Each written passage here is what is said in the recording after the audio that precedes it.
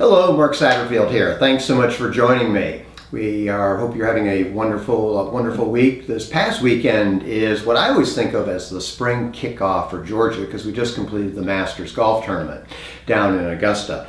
And of course, if truth be known, there isn't a whole lot down in Augusta aside from the Masters golf course. But very exciting for those of us who are golf fans. Having Bubba Watson win it in his unique style, shall we say, is always a lot of fun. And plus, he's a University of Georgia graduate, and that just makes the whole Georgia thing even cooler.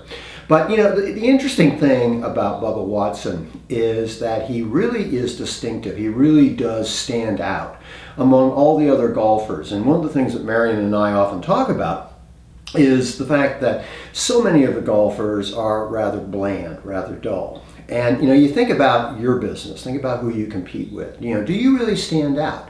Are you someone who is really recognizable for something? And one of the things that Bubba is, whether it be the risk taking of taking shots through the trees, whether it be taking his family and friends out to Waffle House afterwards, is that there's this great consistency of the brand. Now, my sense is that he didn't do that by design. That's just kind of who he is. But when we think about ourselves and how do we differentiate ourselves from the competition, that ability to stand out, that ability to create a brand becomes crucial.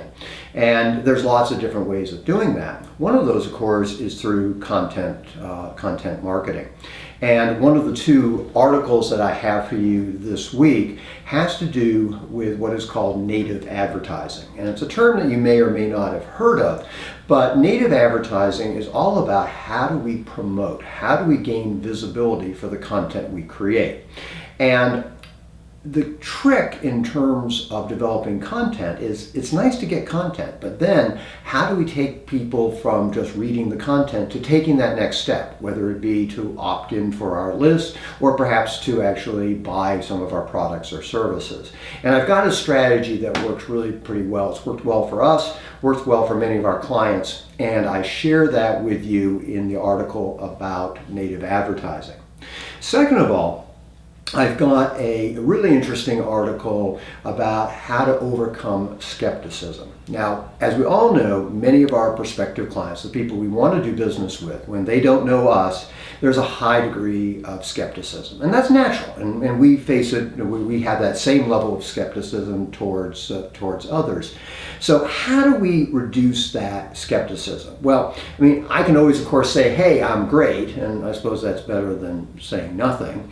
But it doesn't really do much to reduce skepticism. I can get other people to say, hey, Mark's great. And that's helpful and that's beneficial. But there's a third way to reduce skepticism that is the most powerful of all.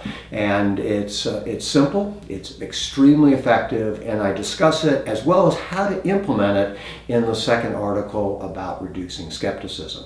So both of those articles, the links for them are just below this video, so I hope you enjoy them and would love to hear feedback from you in terms of whether you found them helpful or not.